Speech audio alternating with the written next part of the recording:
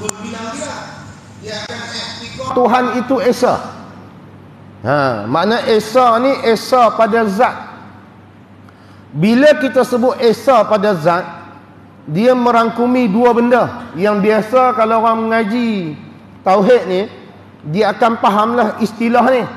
Bila sebut Esa pada zat, dia menafikan dua perkara. Perkara yang pertama dipanggil kam muttasil. Ini dia payah sikit lah kalau kita tak biasa dengar istilah ni. Kam muttasil dengan kam munfasil. Bila faham kata wahdaniyah Esa. Esa tu makna apa? Tunggal. Tunggal tu di mana? Tunggal pada zat. Zat Allah ni tunggal. Bila nak faham zat Allah tu tunggal, bermakna zat Allah ni bukan bersusun daripada dua zat baru jadi. Macam tubuh kita ni. Tubuh kita ni dia bersusun. Bersusun daripada juzuk-juzuk benda. Ataupun kita pada unsur. Di tubuh kita ni dia bersusun daripada darah, tulang, daging, urat. Tu nak jadi tubuh tu.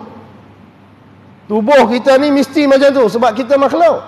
Dia bersusun. Jadi bila sebut Esa pada zat, zat Allah itu tidak bersusun daripada juzuk-juzuk benda. Macam kita ni nak jadi tubuh, ada kulit, ada daging, ada darah, ada urat. Jadi zat Allah tu ada semua benda tu? Mustahil. Tu nak faham wahdaniyah lah. Zat Allah bukan bersusun daripada dua zat ke tiga zat susun baru jadi satu zat. Mustahil. Tu makna kata Esa pada zat.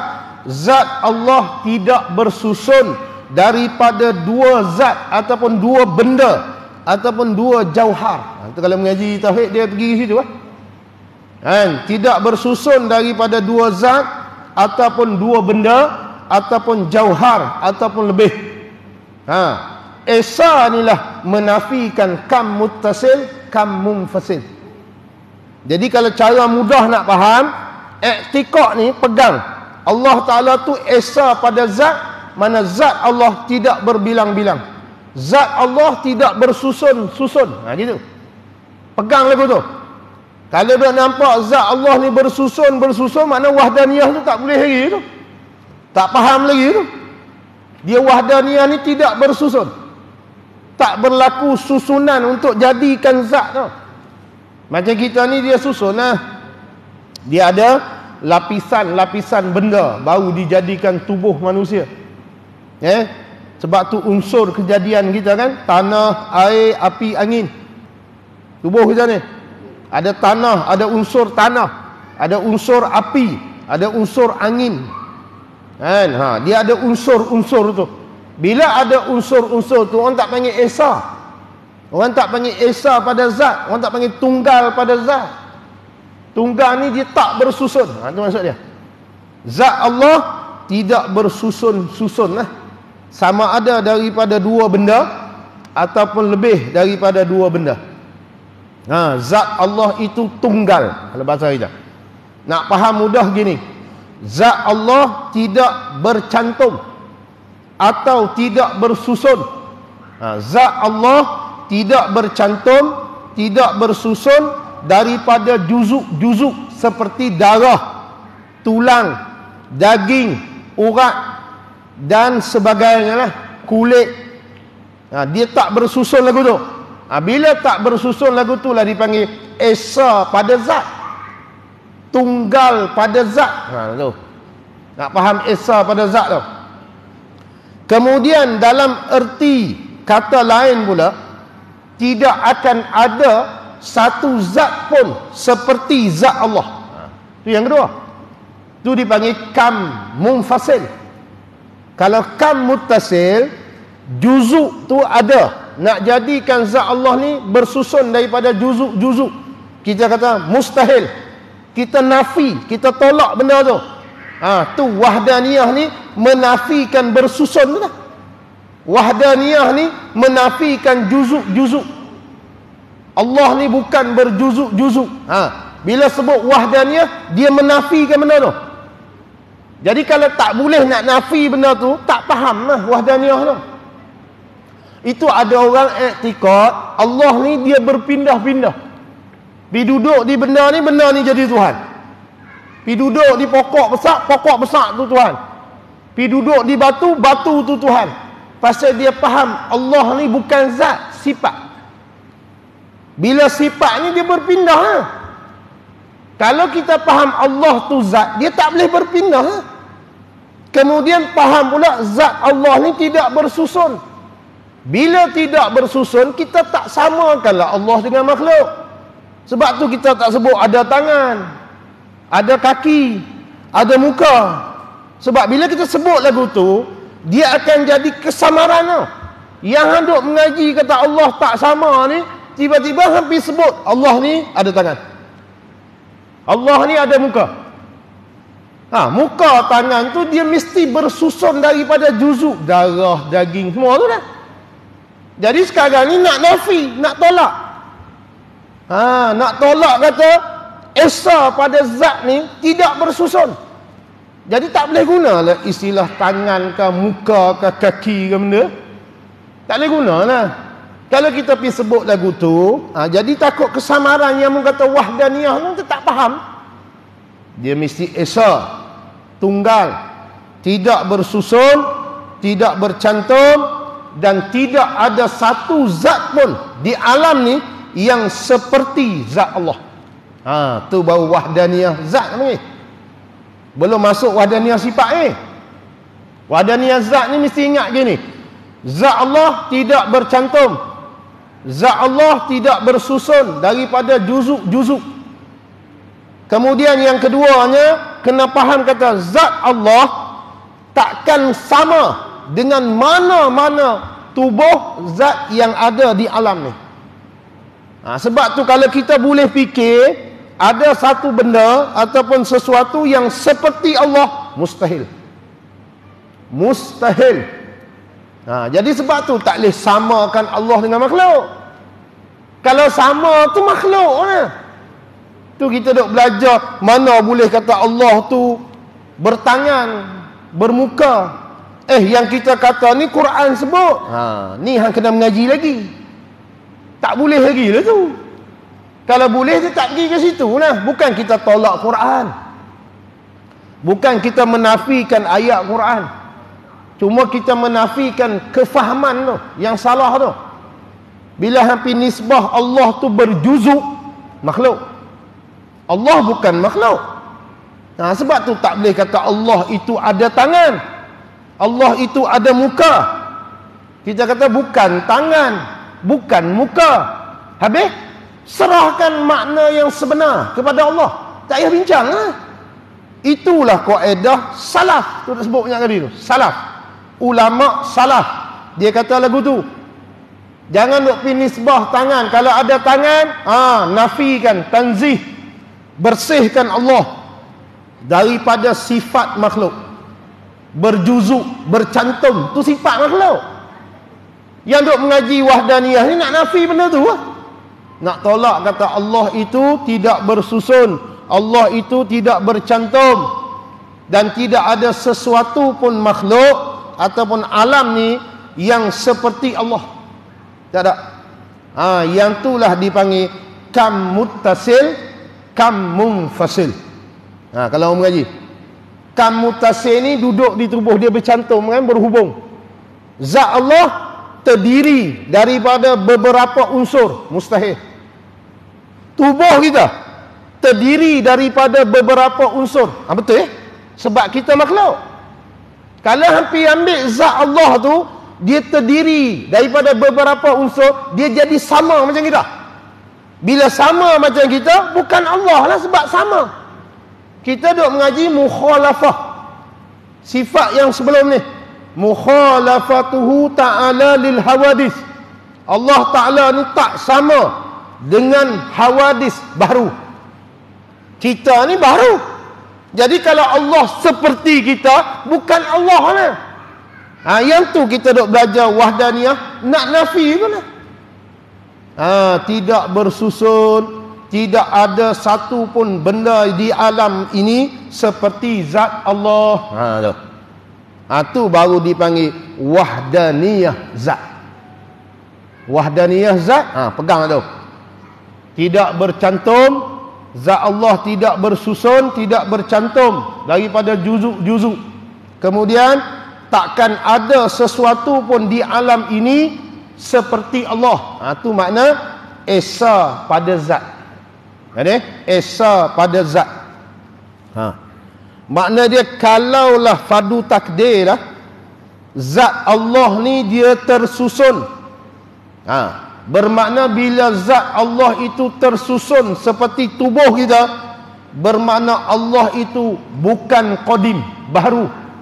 Bila baharu sama, ada kesudahan, ada pencipta lain lah. Sebab dia bersusun. Mustahil. Baru dapat wahdaniyah zat tu. Baru dia mari wahdaniyah zat tu betul. Tu yang pertama. Kemudian yang keduanya, dia sebut wahdaniyah pada sifat. Tunggal pada sifat. Tadi tunggal pada zat. Apa makna tunggal pada sifat? Kalau kita belajar, makna kata sifat Allah tidak bersusun daripada dua sifat ataupun lebih. Itu maksud dia. Jadi sifat 20 tu kan banyak, 20. Bukan nak beri faham 20 tu, nak cerita setiap satu sifat tu dia tak ada dua.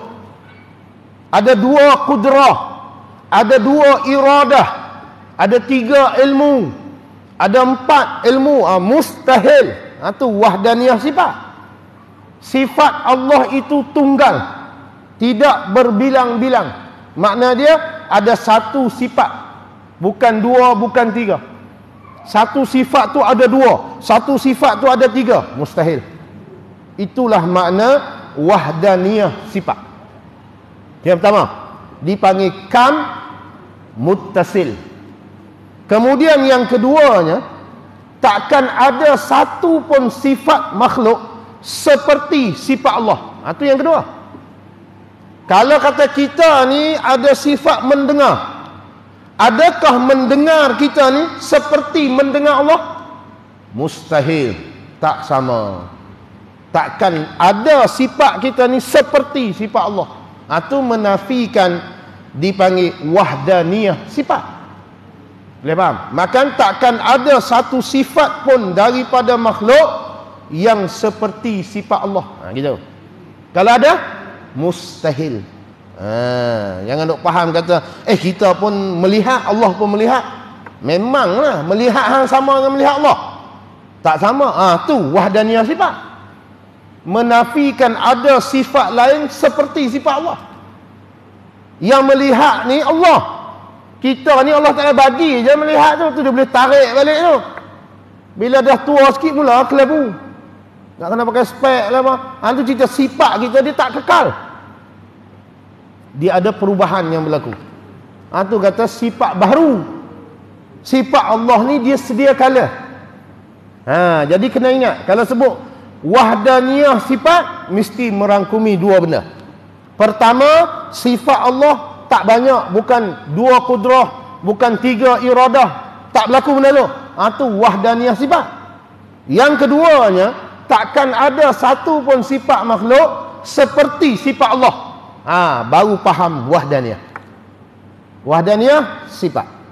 Dia ada kam muttasil, dia ada kam munfasil.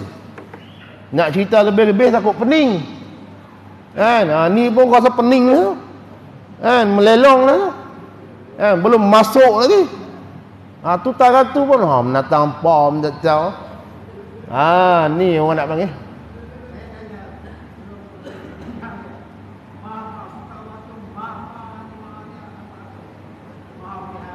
Maha tu kalimah je. Makna dia tak sama hak orang lain tu maha. Kalau bubuh sama je dia tak sebut maha. Hak Allah tu paling tinggi. Tu sebut maha tu, maha agung. Maha melihat. Makna melihat Allah ni tak sama dengan melihat makhluk. Tu maha. Kalau kita duk ubuh sama melihat, takut orang faham lagu tu. Tu istilah bahasa lah, bahasa. Bahasa orang guna maha melihat, maha mendengar, maha berkata-kata. Adalah maha tu bahasa kan. Maha mulia. Tak ada dia mulia pada dia. Dia paling tinggi sekali. Tu istilah lah. Cuma saya nak bagi tuan-tuan faham gini je. Kalau orang tanya wahdaniyah, kita pun terjemahlah esa, tunggal. Bila terjemah esa, tunggal, dia mesti pergi 3 benda. Tunggal pada zat, tunggal pada sifat, tunggal pada perbuatan. Itu wahdaniyah tu. Cuma bila tunggal pada zat tu makna apa? Tidak ada zat lain seperti zat Allah. Tu satu. Yang keduanya, takkan ada zat Allah ni bersusun, bercantum. Mustahil. Yang tu 2 benda ni. Bila sebut sa pada zat, tunggal pada zat, mesti ingat 2 benda ni. Apa dia? Zat Allah tidak bercantum, zat Allah tidak bersusun. Yang keduanya, takkan ada zat lain seperti zat Allah. Baru faham. Baru faham wahdaniyah. Nampak tak? Kalau tak boleh pi situ lagi, mana kena pi lagi tu? Pasal dia payah sikit. Bukan payah banyak sikit je. Cerita payah banyak, tak main terus. Kan? Payah sikit je. Mengaji kalau kata mudah, alim belaka. Kalau kata mengaji ni mudah, semua orang mengaji ni alim semua. Ada yang alim, ada yang tak alim. Nak cerita dia ada juga susah dia tu. Cuma bila mengaji lama-lama dia faham lah. Kita duk pegang sekarang ni Allah ni Esa. Esa lah. Esa tu, tunggal lah. Tunggal pada zat, tunggal pada sifat, tunggal pada perbuatan. Kita boleh cerita sampai situ, kes steady dah tu.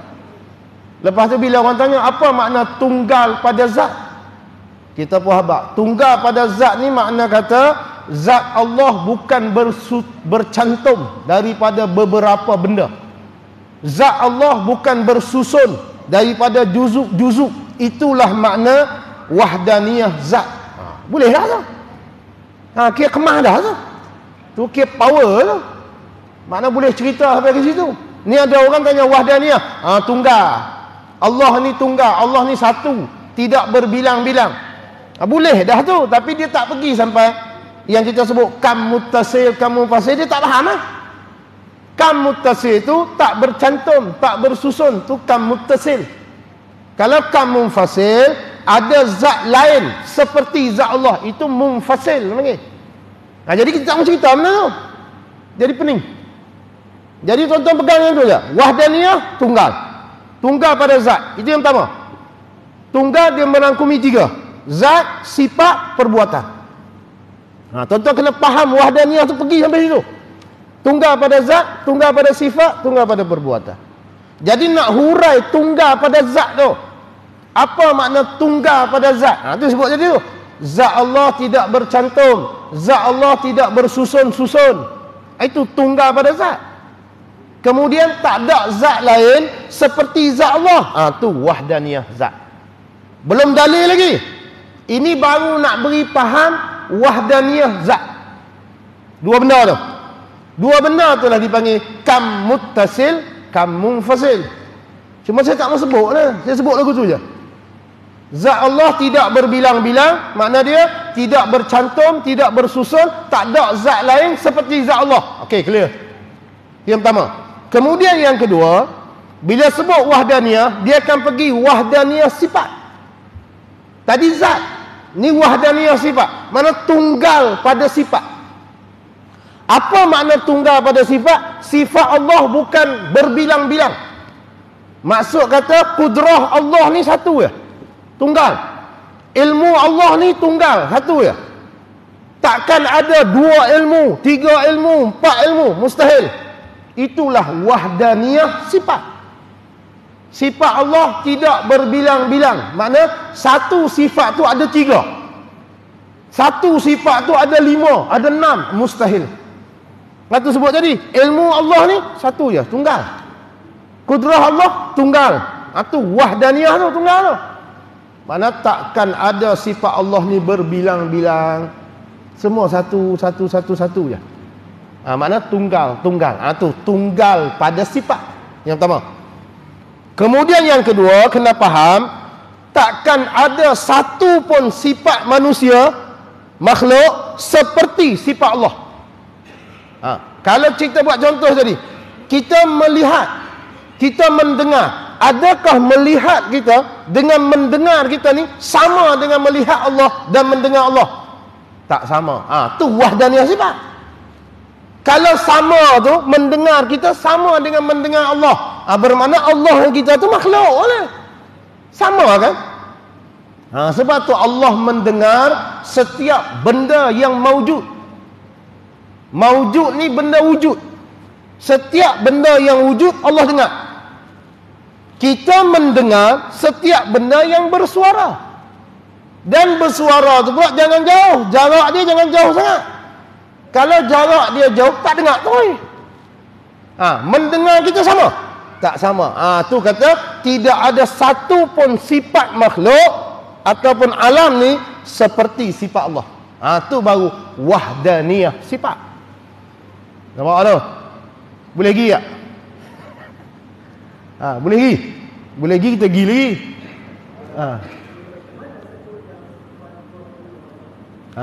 20 tu sifat asah. Makna dia bukan 20 tu berbilang. Tu berbilang 20 kan? Bukan satu. Maksud tak berbilang ni, contoh. Sifat apa kita ambil dalam 20 tu? Kita ambil apa? Sama. Ada 3 sama. Ada 2 sama. Itu maksud dia. Kalau 20 tu atas kertas. Mana setiap satu tu tunggal lah. Setiap satu. Allah ni maha mendengar. Sifat mendengar. Satu je. Allah maha melihat. Satu je sifat melihat tu. Allah berilmu. Satu je ilmu tu. Allah berkuasa. Satu je kuasa tu. Bukan kita kira kuasa satu, ilmu satu, mendengar satu. Bukan lagu tu. Kalau lagu tu berbilang lah. Faham tak? Ni cerita berbilang ni satu lah. Ilmu tak ada 3. Ilmu ada satu je. Satu tu lah Esa. Faham tak tu? Mendengar satu. Esa lah. Melihat Esa. Tunggal. Ilmu satu je. Tunggal. Tu maksud dia. Tidak berbilang-bilang sifat Allah tu, makna kata setiap satu sifat Allah tu tidak banyak. Ada satu tu je. Itu maksud dia. Makna kalau kita sebut kata wujud kidam bapa, kita duk kira ada 20. Betul ya? 20. 20 ni berbilang-bilang lah. Bukan maksud 20 tu, maksud setiap satu tu ada lebih tak? Setiap satu tu ada banyak tak? Ada satu ke? Satu tu wahdaniyah. Boleh? Tu boleh faham? Tu makna dia satu, semua satu. Cuma sifat yang wajib bagi Allah ni bukan 20. Sifat yang wajib bagi Allah ni berlambak. Kalau bahasa kita, tidak terkira. Setiap sifat yang sempurna milik Allah. Tahu tak? Jadi nak kira berlambak Jadi yang tu cara ringkas kita belajar. Setiap sifat kesempurnaan milik Allah. Kena iktikad lagu tu. Pegang dalam hati, setiap sifat yang sempurna ni semua milik Allah. Itu cara ringkas. Kemudian dia kena belajar cara detail, cara terperinci. Yang terperinci ni keluar 20 ni. Mengikut satu pandangan mazhab, dia kata 20. Kalau satu lagi pandangan mazhab, maksud dia Abu Hasan Asy'ari, Abu Mansur Al-Maturidi, ada sebahagian Imam Abu Hasan dia kata 13 saja. Sifat yang wajib bagi Allah 13. Makna dia sifat maknawiyah tu dia tak kira. Dia kira ma'ani saja. Bila ada sifat ma'ani, terus ada maknawiyah. Sebab tu bila sebut kudrah. Bila kudrah ni berkuasa. Bila ada kuasa, makna dia berkuasa lah. Dia terus masuk sekali. Bila sebut ma'ani, maknawiyah sekali. Tu dia kira 13 saja. Setengah ulama' lain pula, dia kira 20.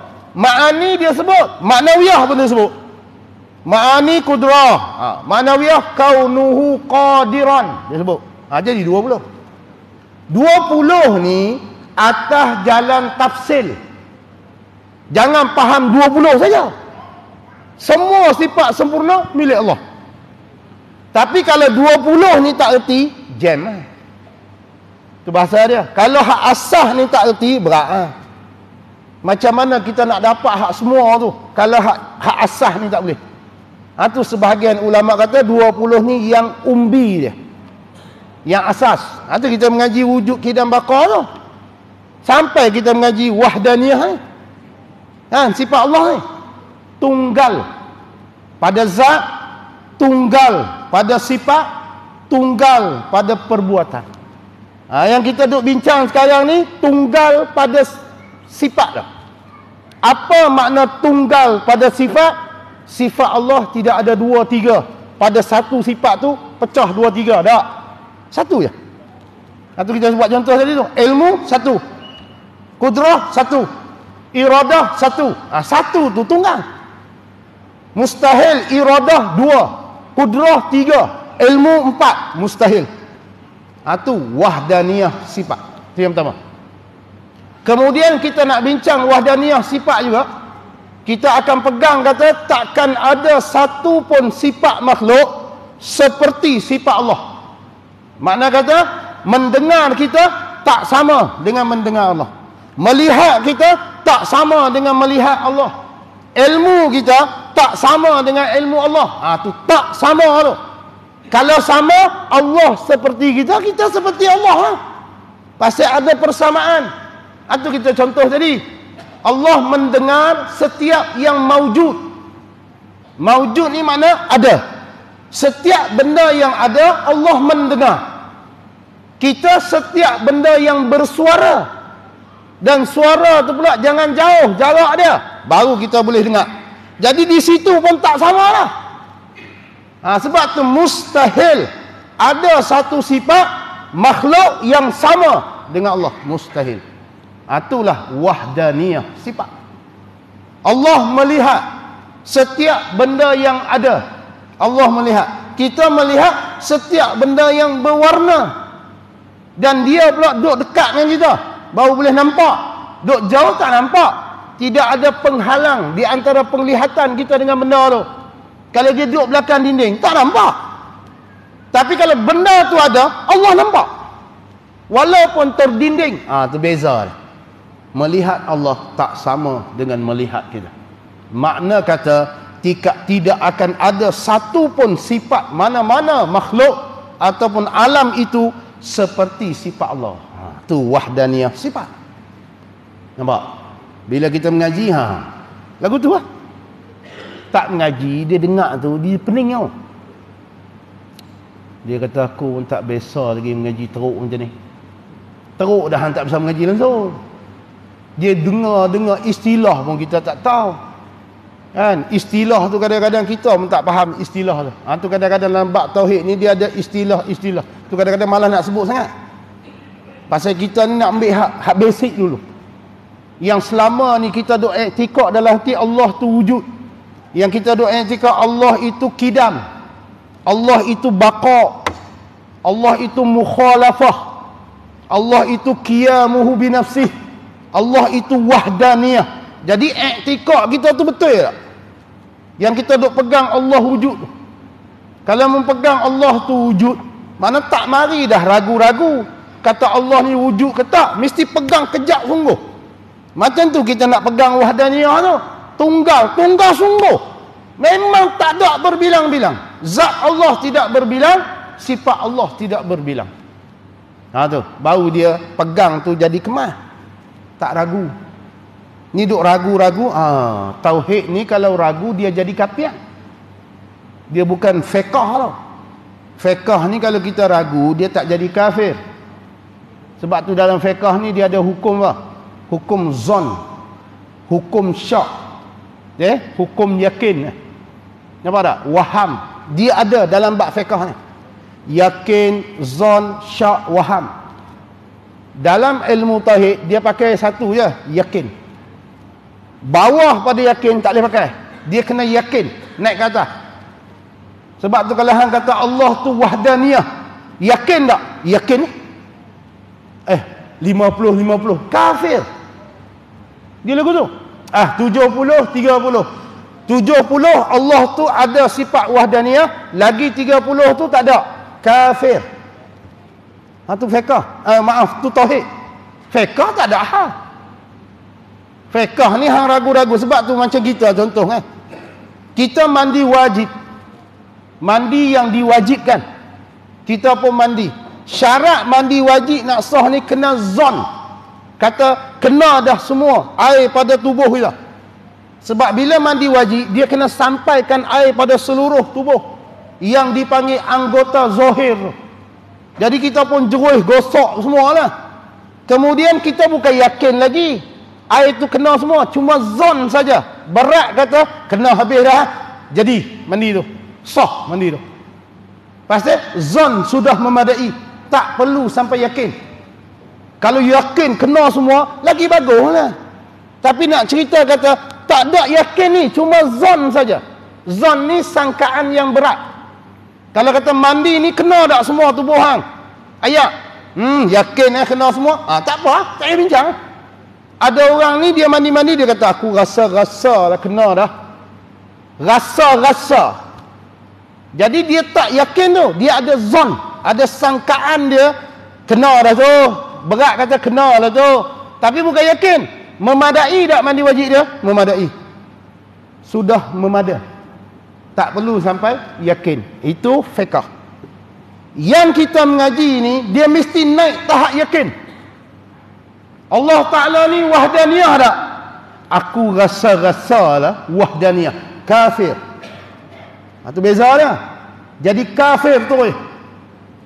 Orang panggil jadi kafir. Kufur. Dia mesti macam ni. Allah Ta'ala ni bersifat tak dengan wahdaniyah? Mesti ya. Lagu tu. Mesti bersifat dengan wahdaniyah. Mana boleh tak ada wahdaniyah? Tu yakin. Baru dikira i'tikad tu. Sebab tu tauhid ni berat sikit. Sebab dia bukan boleh buat main-main gitu. Berasa nak pegang, pegang. Berasa tak pegang, lepas. Kufur. Tu wahdaniyah tu nak faham sungguh tu. Esok kan akhir zaman ni Allah Ta'ala uji iman kita ni dengan makhluk yang dia jadikan ada kuasa, yang kita minta dia boleh beri apa semua, dan dia akan kata dia Tuhan kita. Masa tu kita nak kata Tuhan macam mana ni? Bolehkah dia ni jadi Tuhan? Kita nak nafikan dia Tuhan tu, kita nak tengok sifat ni ya. Ada dekat dia tu berbilang-bilang. Ada dekat dia ni sesuatu sifat yang sama dengan kita. Kalau sama kita, dia makhluk. Sebab tu Dajjal tu bukan Tuhan, sebab dia bertubuh. Bila bertubuh, dia bersusun lah. Bercantum daripada juzuk-juzuk. Sebab tu dia ada kepala, dia ada tangan, dia ada perut, dia ada kaki. Tapi dia mengaku Tuhan. Kita mengaji wahdaniyah tak faham. Bila tak faham, kita kata Dajjal itu Tuhan. Sedangkan wahdaniyah zat tak ada pada Dajjal tu.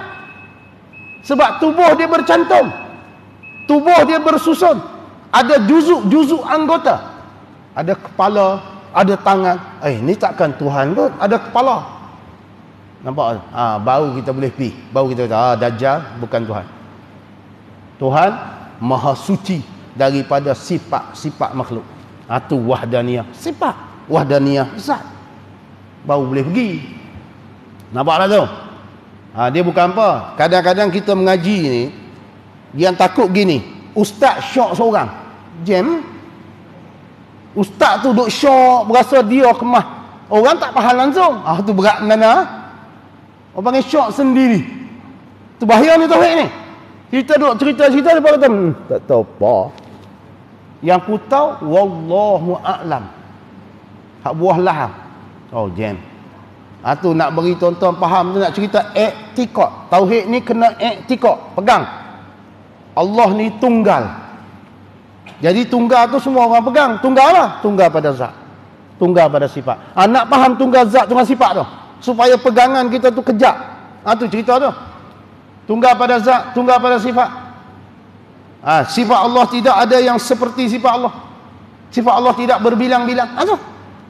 Tu dipanggil esa pada sifat. Masuk yang ketiga, dipanggil esa pada perbuatan. Tunggal pada perbuatan. Ingat nah, bila sebut wahdaniyah, wahdaniyah zat, wahdaniyah sifat, wahdaniyah af'al.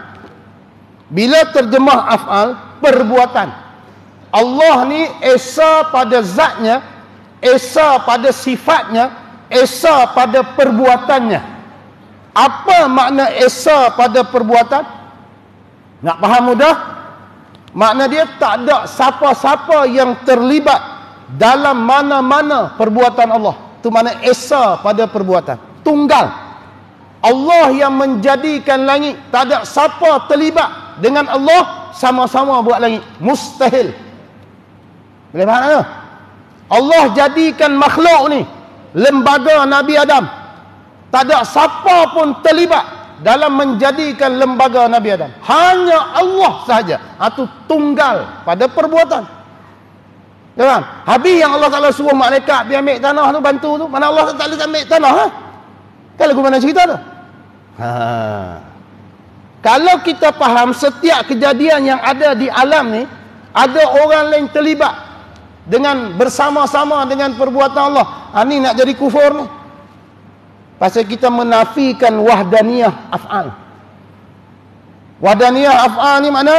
Tak ada siapa-siapa yang bersama-sama dengan Allah menjadikan alam. Hanya Allah seorang. Itu maksudnya. Hanya perbuatan Allah juga. Perbuatan lain tak ada. Itulah tunggal pada perbuatan.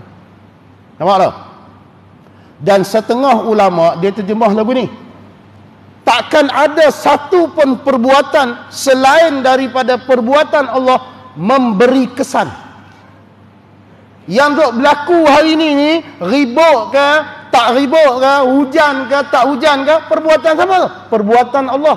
Ada tak perbuatan lain kongsi? Tak ada. Itulah wahdaniyah af'al. Boleh faham? Perbuatan Allah sahaja yang memberi bekas. Perbuatan selain pada Allah tidak memberi bekas. Pegang dalam hati wahdaniyah af'al. Habis yang kita duk buat juga itu atas usaha ikhtiar. Macam kita makan nasi lah. Nasi tu mengenyangkan ke Allah yang mengenyangkan? Kalau kita pegang nasi tu mengenyangkan, jadi kafir. Ittifaq ulama kata jadi kafir terus. Pasal kita pegang nasi itu memberi kenyang. Makna ada perbuatan lain selain daripada Allah memberi kesan. Nasi itu memberi kenyang. Berat nanah. Tu orang panggil kufur. Pasal apa? Nasi boleh beri kenyang. Yang kita duk mengaji wahdaniyah af'al ni hanya perbuatan Allah. Sebab tu kita peganglah Allah yang memberi kenyang. Bukan nasi. Habis nasi ni makhluk. Benda yang dijadi. Yang beri kenyang bukan nasi, Allah.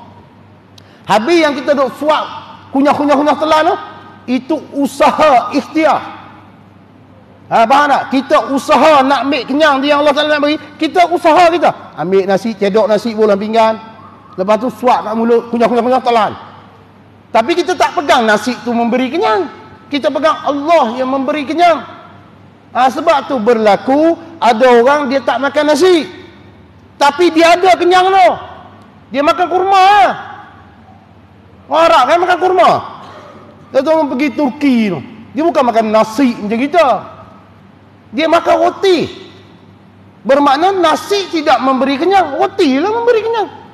Yang orang makan buah kurma lah, kurma tu memberi kenyang. Dah, Allah. Sebab tu tengok tuan-tuan puasa. Bila tuan-tuan berpuasa, kan kadang-kadang bulan Ramadan ni, kita bukan duk makan berat-berat lagi, kita baru minum ayak. Kena kurma sebiji, minum ayak, kenyang weh. Kalau nasi mengenyangkan, kena makan nasi dulu. Tu cerita kata bukan diri nasi tu mengenyangkan. Yang memberi kesan kenyang ni Allah. Tu wahdaniyah af'al, perbuatan. Ayak tidak menghilangkan dahaga. Yang menghilangkan dahaga Allah. Tu ada orang tengok dia minum ayak, bergelah-gelah, tak hilang dahaga. Pasal dia duk pegang menghilangkan dahaga tu ayak. Kalau dia menghilangkan dahaga ni Allah, dia ambil minum, tak pada minum habis, kenyang hilang dah dahaga. Tu saya pernah cerita kat tuan-tuan kan. Ada seorang ulama tanah Melayu ni. Dia dapat kerakyatan duduk di Arab Saudi 6 bulan. Kemudian kena balik Orang panggil iqamah. Boleh duduk di tanah Arab ni tak payah pasport apa. 6 bulan boleh duduk tu. Sebelum cukup 6 bulan dia kena balik lah ke Malaysia. Duduk di Malaysia sebulan ke apa, patah balik duduk Arab. Syekh ni arwah dah, almarhum dah. Orang panggil dia Syekh Tayyib Roti. Sebut roti terus. Syekh Tayyib Roti. Pasal apa ada istilah roti? Pasal dia makan roti tak makan nasi. Duk hidup umur meninggal 100 lebih. Makan roti ya. Kita ni makan nasi tak sampai 100 meninggal. Dia 100 lebih makan roti ya. Tak mati, tak meninggal. Tu cerita bukan nasi dan bukan roti. Allah yang memberi kenyang. Nah, Allah yang memberi kesan. Tu terkadang kita sakit. Tak ada makan ubat lagi. Lega dah sakit. Mak, ada orang dia makan ubat dulu. Bila dia makan ubat, itu usaha dia, ikhtiar dia. Bukan syirik. Tapi dia kalau pegang kata ubat itu boleh melegakan, dia pun makan ubat, pegang ubat, kufur. Itu syirik terus. Jadi dia makan ni usaha dia, ikhtiar dia. Tapi yang melegakan sakit, Allah. Dia masih lagi orang bertauhid. Sebab tu doktor, bila dia beri ubat itu kan, dia kata apa? Makan ubat ni ikut masa dia, insya-Allah lega. Dia pun kata insya-Allah. Kalau dia kata confirm lega, berat mana doktor ni. Pasal tak ada tauhid Pasal dia pun pegang ubat. Kita kata bukan ubat. Habis yang duk pergi klinik buat apa? Itu usaha, tu ikhtiar. Kalau kata duk pegang orang tinggi semua makan tak apa lah. Tak payah makan ubat apa, duk tunggu situ. Kalau lebih lega-lega, kita tak sampai situ. Dan bila kita pergi cari ubat, tak semestinya perbuatan kita pergi cari ubat itu menunjukkan kita tak yakin dengan Allah. Sebab Nabi pun ajak benda tu. Bila hang sakit, pergi berubat. Bila hang berasa ni, pergi cari ubat. Ada hadis tu yang kita pernah cerita dulu tu. Kalau tuan-tuan duk mengaji, ustaz duk cerita hadis tentang lalat tu. Yang apabila seseorang kamu sedang nak minum satu minuman, tiba-tiba lalat tu jatuh dalam minuman tu. Nabi suruh buat apa? Nabi suruh tekan lalat tu pergi tenggelam terus. Makna beri mati terus Lalat ni bila dia jatuh dalam minuman, dia akan turun sebelah sayap dia yang mengandungi racun. Jadi jangan buang lagi, jangan tuang air tu. Ambil jari kamu, tekan lalat tu, atau ambil lah apa benda pun, tekan lalat tu beri tenggelam terus. Makna terbenam semua lalat tu. Pasal dia ada 2 sayap. Satu sayap ada racun, satu sayap lagi ada penawar. Jadi Nabi kata kamu tekan lalat tu. Bila kita tekan lalat tu, mampu lalat tu. Jadi dia mati atas perbuatan kita. Betul tak? Kita tekan, mati dia. Kemudian bila dah mati, ambil lalat tu buanglah. Jangan makan pula. Buang lalat tu. Bila dah buang lalat tu, minum air tu. Pasal dia tak ada racun, dia dah ada penawar. Penawar tu hasil daripada mana? Daripada usaha kita. Usaha kita mana? Tekanlah. Lalat tu dia turun sayap yang ada racun tu. Kita yang cuba bagi keluar penawar tu. Mana usaha kita tu. Tekan lalat tu. Tu Nabi kata boleh berubat. Ya.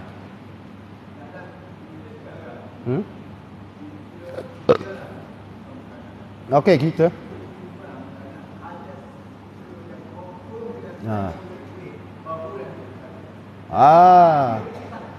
Ya, maksud dia hari ni kan saintifik membuktikan apa tu, kita pun pegang sains tu. Kita pegang sains tu, maknanya sains tu bukan Allah. Sebab tu ada benda yang menyalahi sains. Tak, kalau semua sains ni betul kan, mesti tepat semua sains.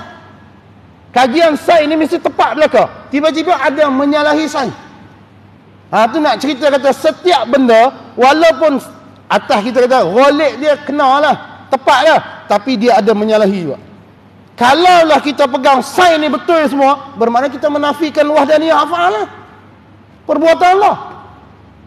Sebab tu kadang-kadang sains ni dia bukan betul semua. Kajian sains ni kadang-kadang tak masuk akal.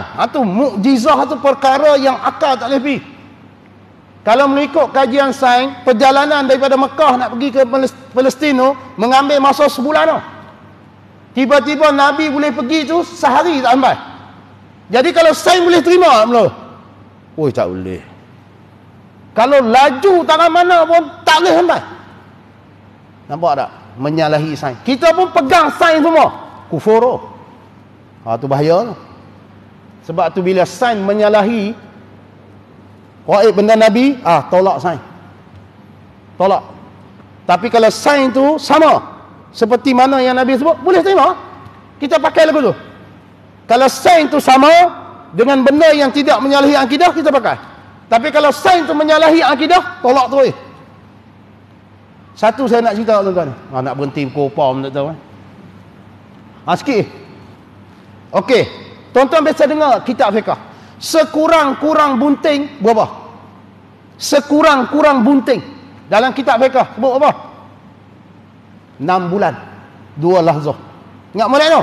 6 bulan 2 lahzah. Sekurang-kurang bunting. Serolek-rolek bunting 9 bulan. Betul? Serolek kebanyakan bunting 9 bulan. Sebanyak-banyak bunting berapa lama? 4 tahun. 4 tahun. Sebanyak-banyak bunting. Belajar kitab fiqh. Jadi ada seorang perempuan ni, dia telah melakukan perbuatan zina. Ini contoh je. Kemudian dia pun pergi check lah dekat doktor. Doktor pun teropong lah, scan apa bala. Alat hari ni kan.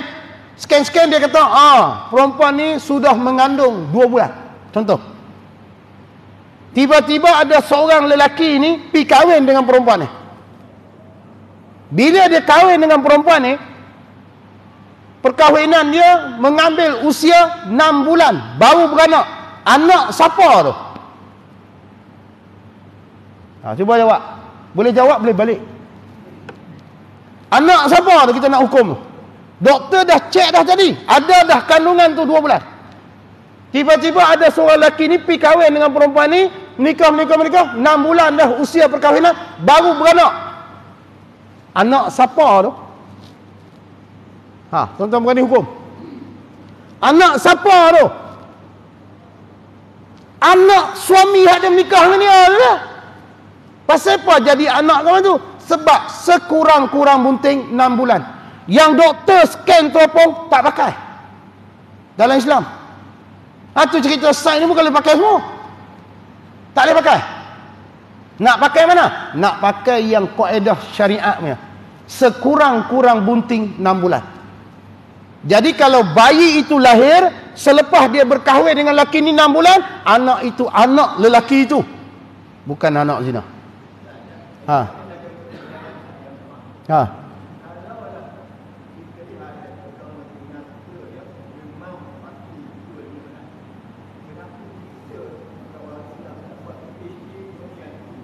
Itu masalah.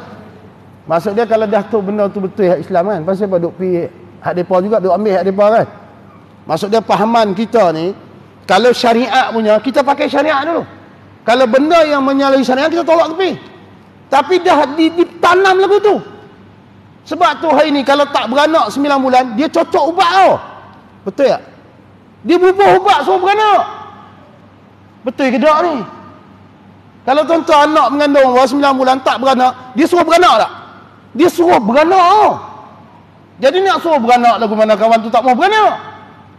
Dia boh ubat. Tuan-tuan sebab apa? Itu Yahudi.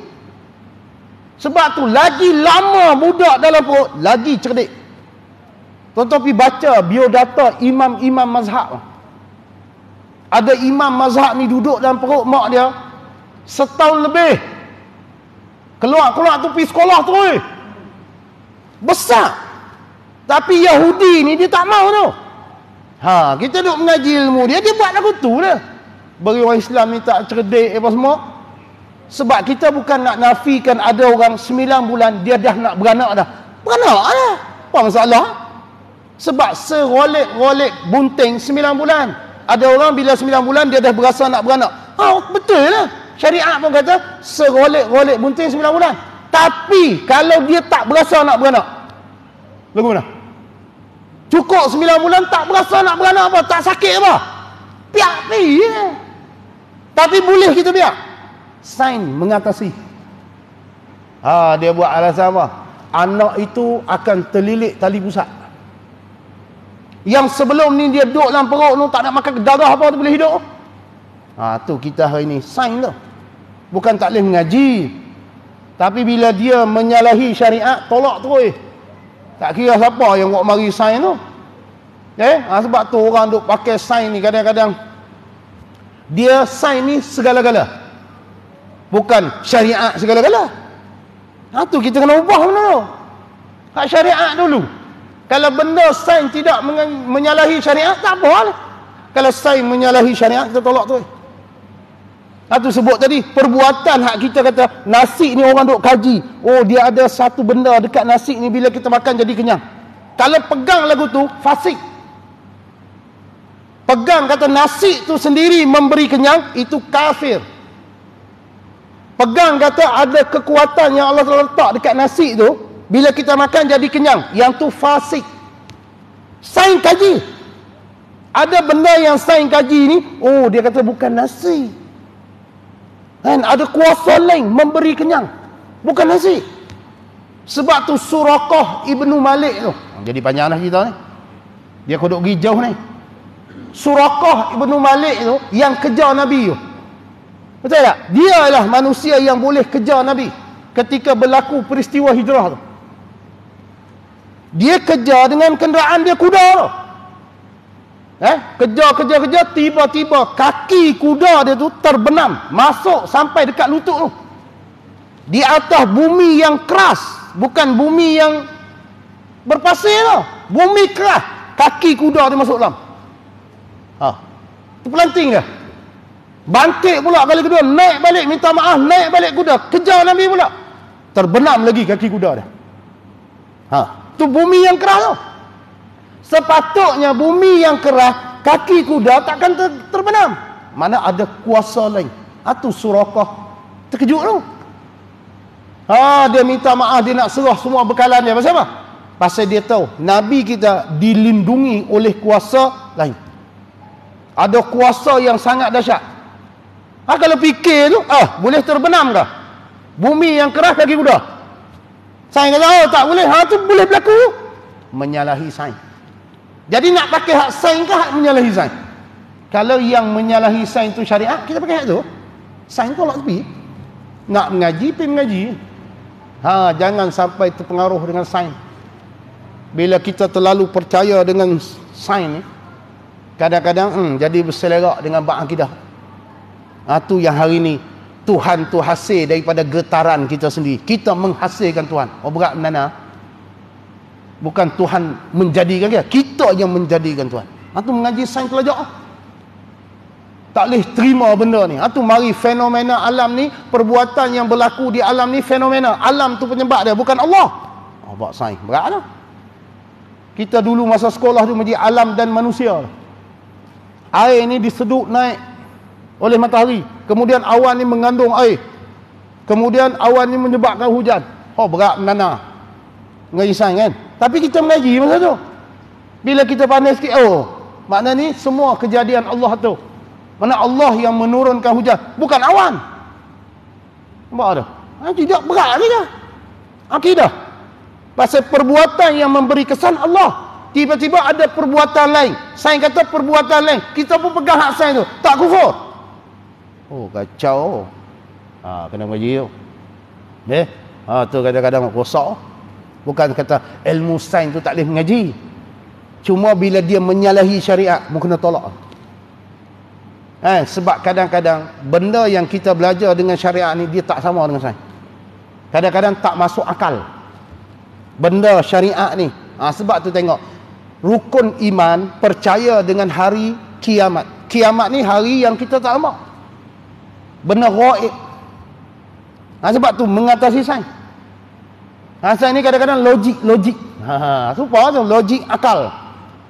Ada benda yang kita fikir logik, kita terima. Tak logik, kita tak terima.